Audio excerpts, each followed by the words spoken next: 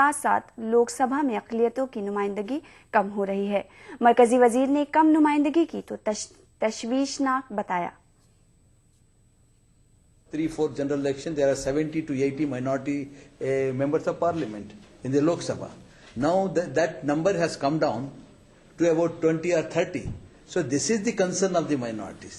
So it is the political parties which is even today it is the maximum accommodation is done, but we are not, the demand by the community is that there should be a social justice, and they are demanding from the political party.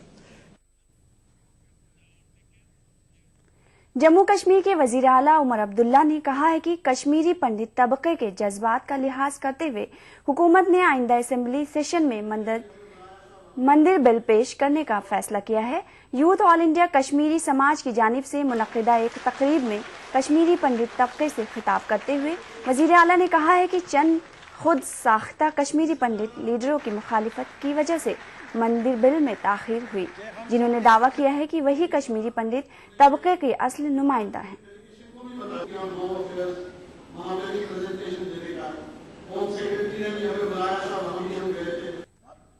हम consensus से रियासत नहीं चलाते हैं, हम majority से रियासत चलाते हैं।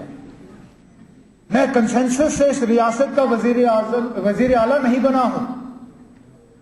अगर मैं कंसेंसस का इंतजार कर रहा होता तो शायद इस रियासत में या किसी भी रियासत में वजीर आला बनता नहीं और इस मुल्क में कभी वजीर आजम नहीं बनता। हम मेजॉरिटी से काम करते हैं और हमें पहचानने की जरूरत होगी कि मेजॉरिटी कम्युनिटी की राय क्या है। क्या मेजॉरिटी चाहती है कि ये टेंपल बिल जो है, ये श्राइन बिल, ये पास हो ना हो? और अगर मेजॉरिटी ये चाहती है कि ये श्राइन बिल पास हो तो फिर हमारा फर्ज बनता है कि ये हम बिल जो है ये हम असेंबली के सामने पेश करें।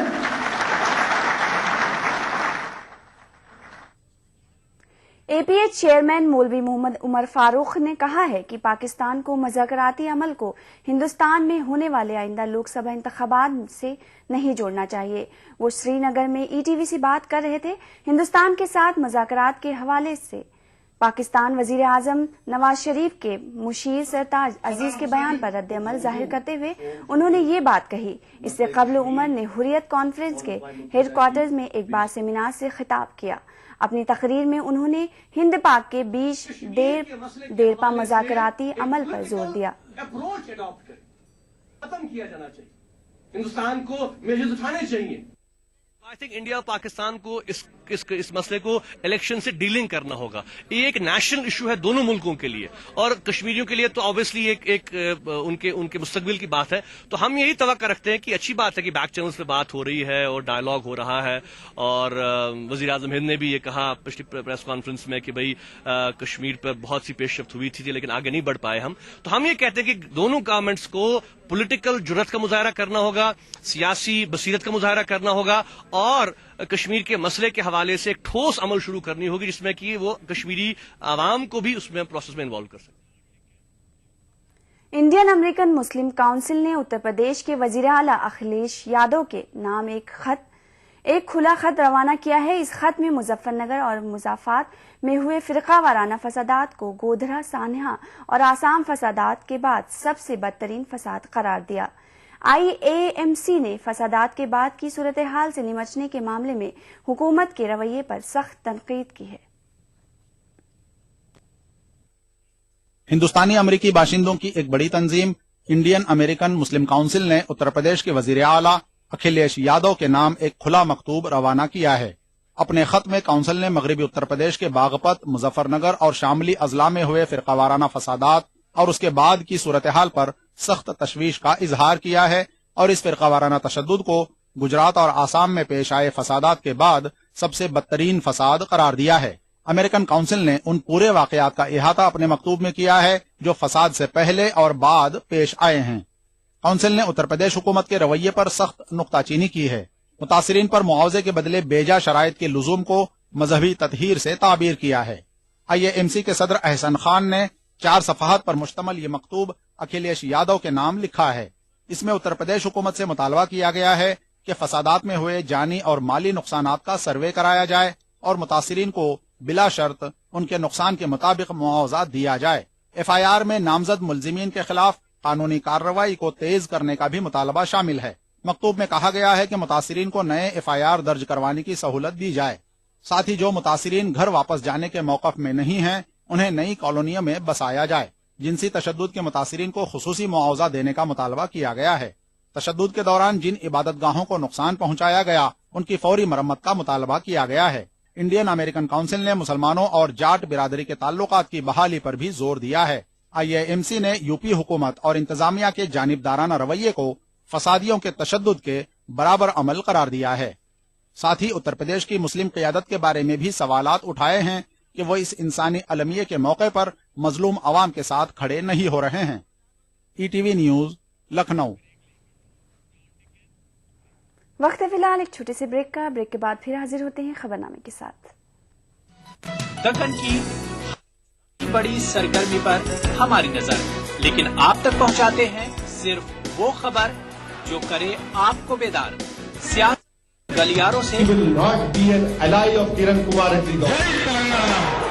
روزمرہ کی زندگی دکن کے گوشے گوشے سے آپ تک خبریں پہنچاتا دکن نامہ، روزانہ شام 6:30 بجے۔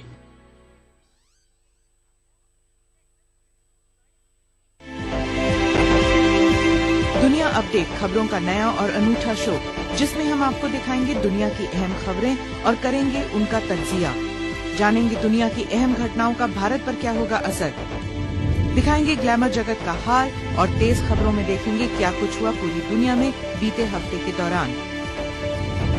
تو دیکھنا نہ بھولے دنیا اپڈیٹ ہر رویوار شام 6 بجے ETV اردو پر۔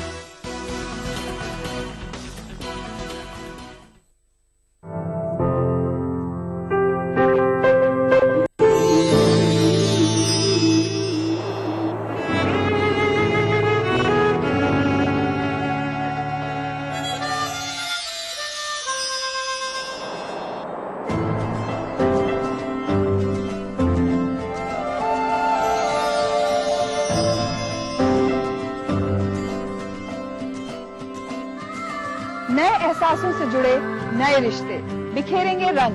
زندگی لائف سیزن 5 اتوار دوپہر 12 بجے اور سنیچر دوپہر 12:30 بجے۔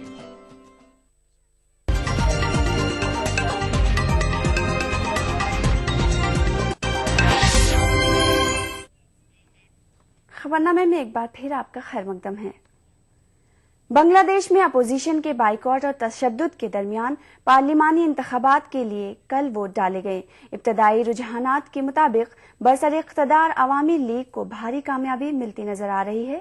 چیف الیکشن کمشنر کے مطابق اپوزیشن کے بائیکاٹ اور تشدد کے سبب پولنگ کی شرح کافی کم رہی۔ پولنگ کے دوران ہوئے تشدد کے مختلف واقعات میں کم از کم 21 افراد ہلاک ہوئے ہیں۔ احتجاجیوں نے ملک میں تقریباً 200 پولنگ مراکز کو آگ لگا دی۔ بین الاقوامی برادری نے عام انتخابات کو غیر شفاف قرار دیا ہے۔ 59 اضلاع والے بنگلہ دیش کے 300 پارلیمانی سیٹوں میں سے صرف 147 پارلیمانی حلقوں میں ہی ووٹ ڈالے گئے۔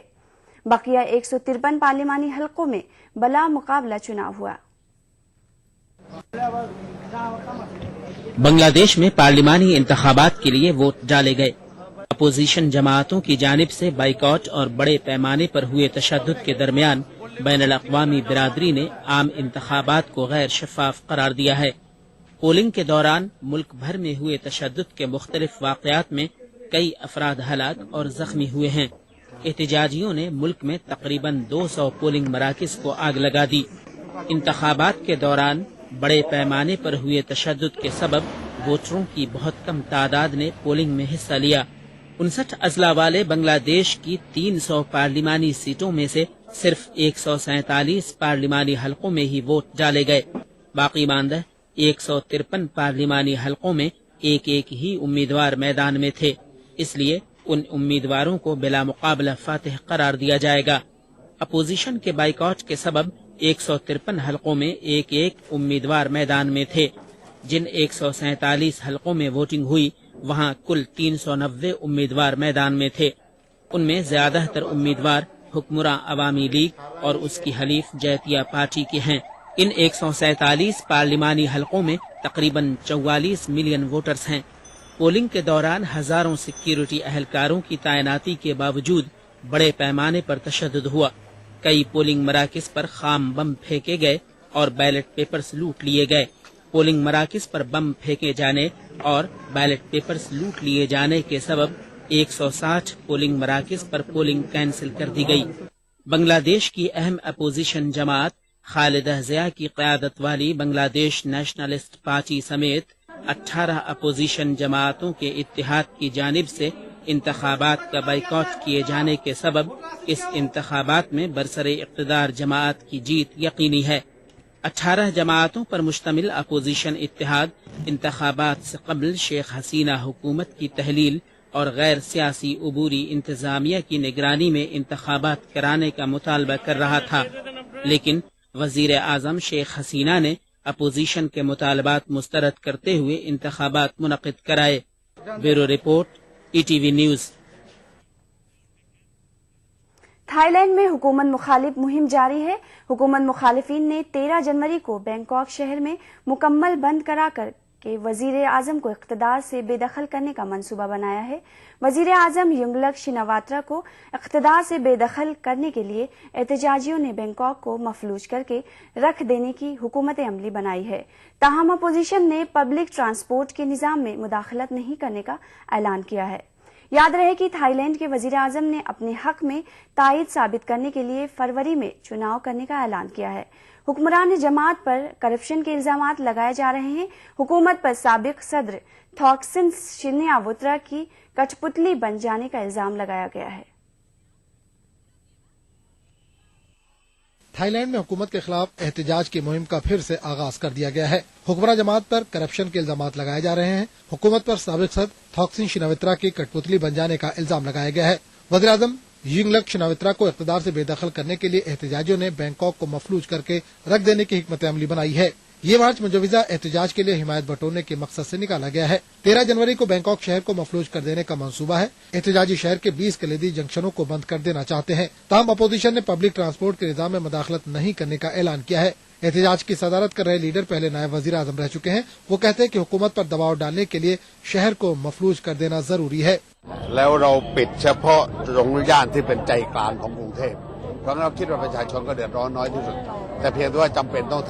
تھائی لینڈ میں اصلاحات کی ایک مہم چل رہی ہے۔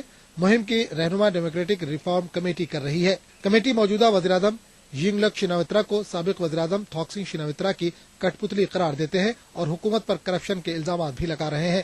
وزیر اعظم ینگلک شناواترا نے سال 2011 کے انتخابات میں غیر معمولی اکثریت سے کامیابی حاصل کی تھی۔ ینگلک شناواترا نے اپنے اقتدار کو برقرار رکھنے اور ملک پر اقتدار کے لیے تائید ثابت کرنے کے مقصد سے آئندہ فروری میں انتخابات کروانے کا اعلان کیا ہے، لیکن حکومت مخالفین پورے نظام میں اصلاحات تک انتخابات منعقد نہیں کرانے دینا چاہتے۔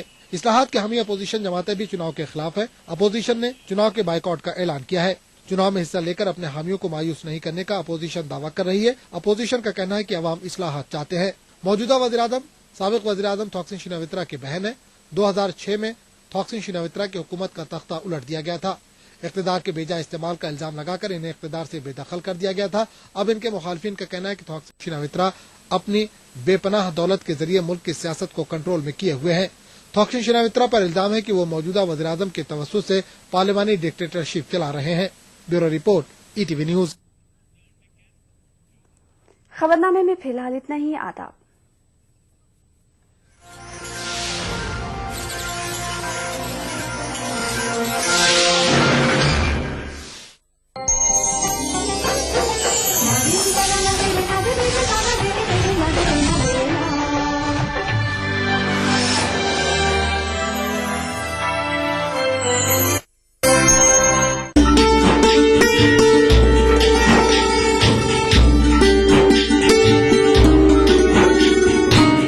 اورنگ آباد میں واقع درگاہ حضرت نظام الدین کلیمی چشتی رحمۃ اللہ علیہ کی کیا ہے تاریخی اہمیت؟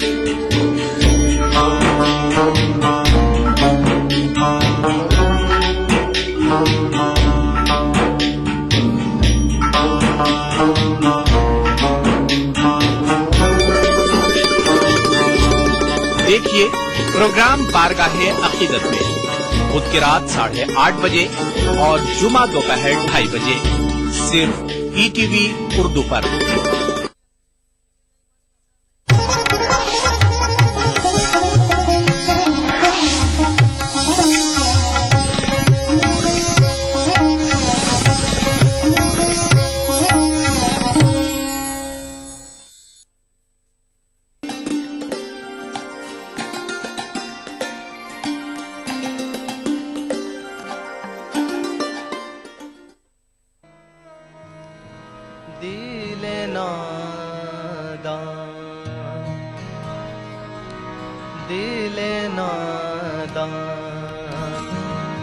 तुझे हुआ क्या है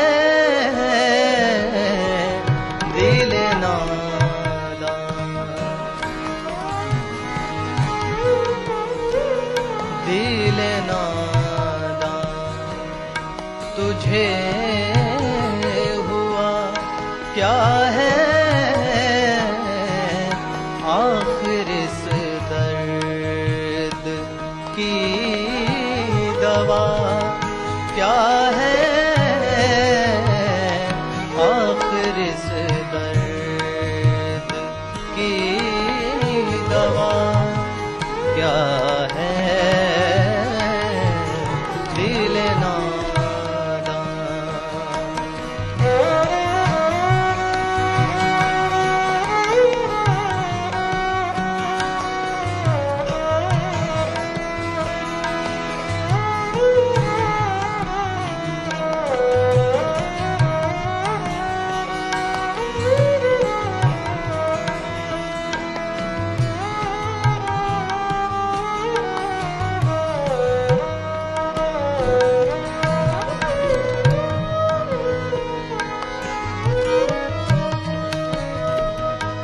हम हैं मुश्ताक और वो बेजार,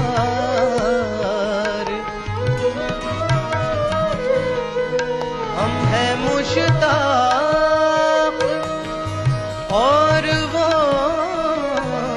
बेजार, या इलाही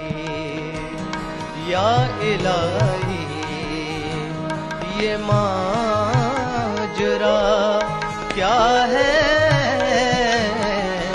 या इलाही ये माजरा क्या है दिल नादान।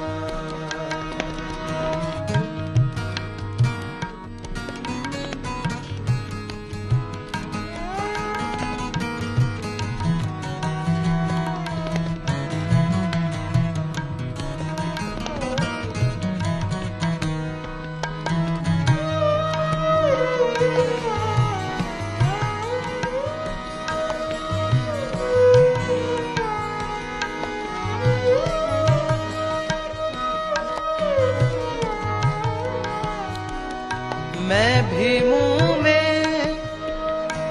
ज़बान रखता हूँ,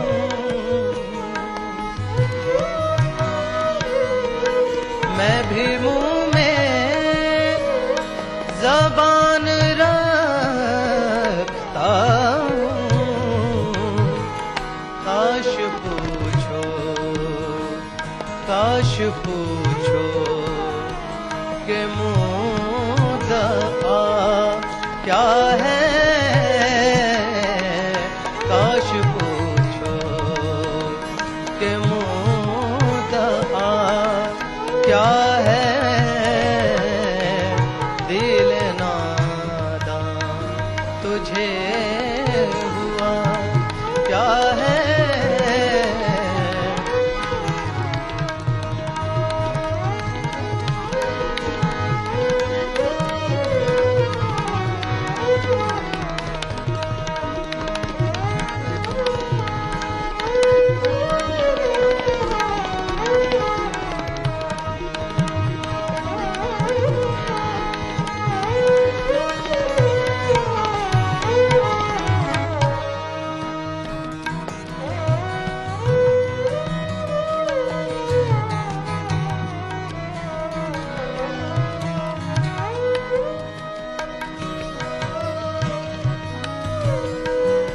کو ان سے وفا کی ہے امید،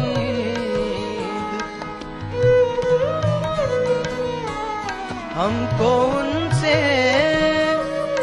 وفا کی ہے امید، جو نہیں جانتے وفا کیا ہے،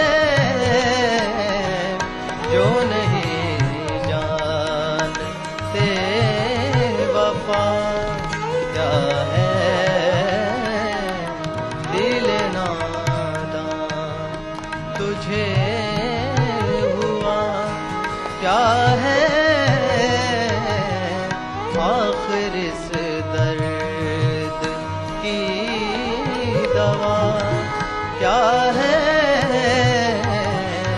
دل ناداں۔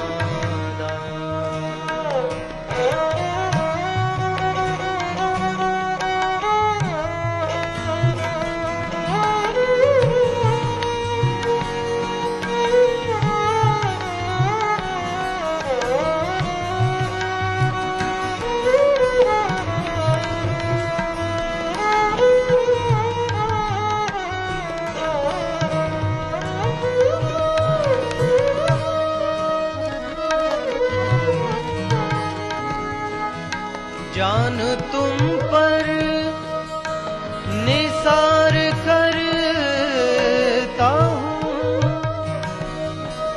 جان تم پر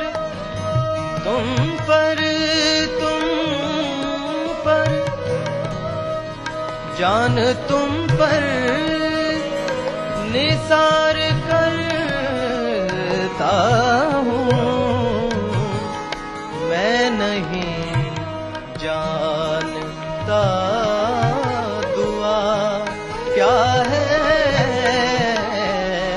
میں نہیں جانتا دعا کیا ہے، دل ناداں تجھے ہوا کیا ہے،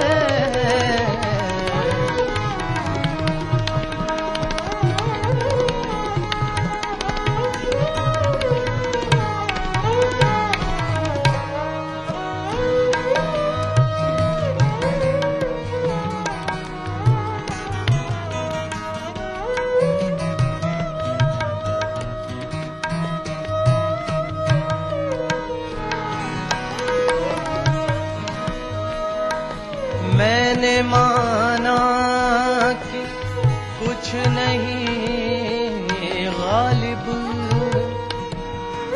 میں نے مانا کہ کچھ نہیں غالب، میں نے مانا کہ کچھ نہیں غالب،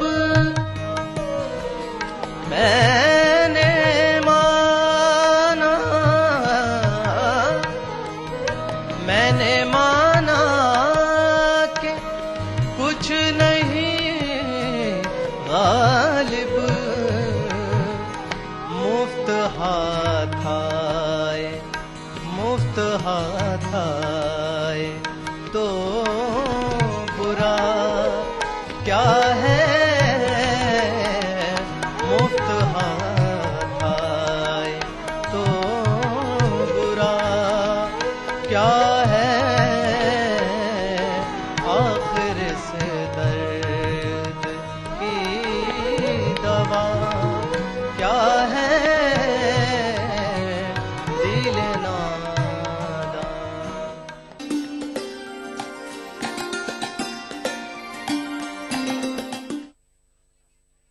دیکھیے ETV اردو سبھی DTH پلیٹ فارم پر، ڈش ٹی وی پر چینل نمبر 787، ایئرٹیل پر چینل نمبر 610، ٹاٹا اسکائی پر channel number 176، Big TV پر چینل نمبر 972، ویڈیو کون پر چینل نمبر 750۔ دیکھیے آپ کا اپنا چینل اور بھی بہتر کوالٹی میں۔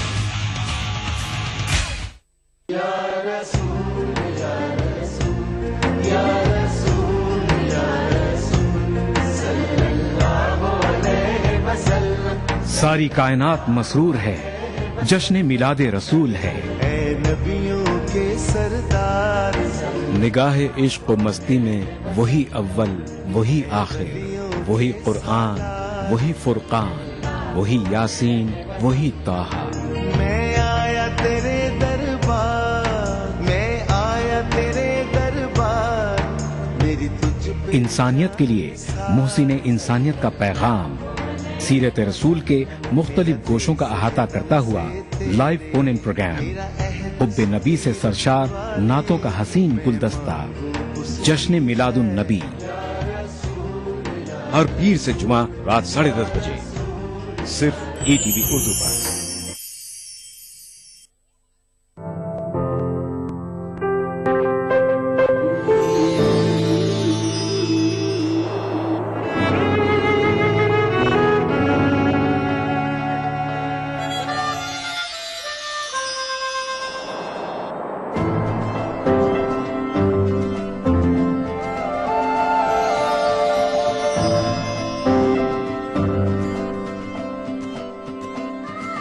नए एहसासों से जुड़े नए रिश्ते बिखेरेंगे रंग।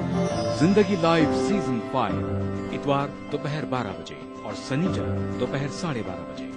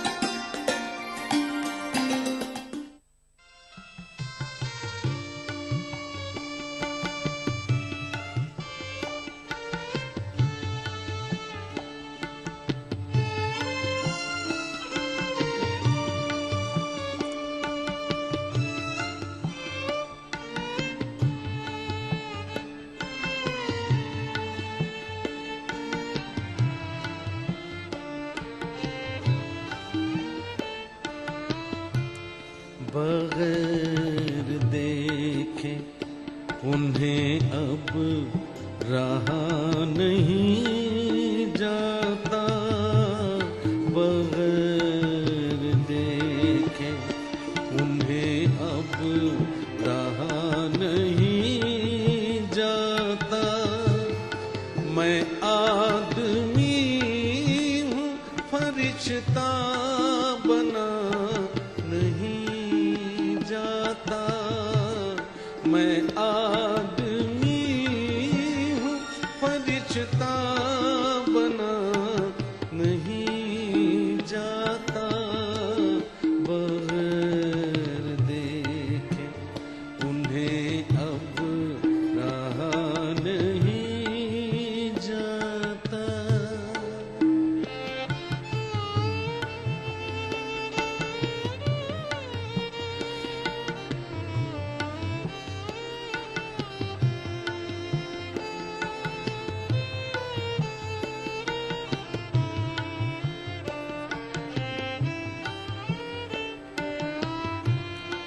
मेरे नसीब का लिखा है मेरे हाथ